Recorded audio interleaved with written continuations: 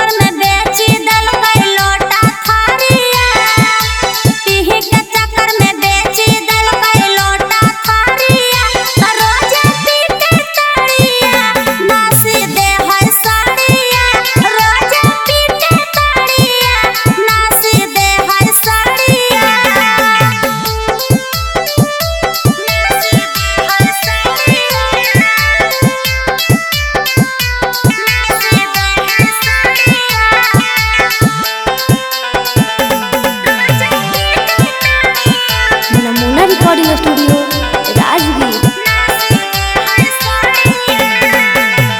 राजा रोशन में के ता बिगड़ल है कई चाल गे ना सामने आब है ता कहे हमरा माल गे।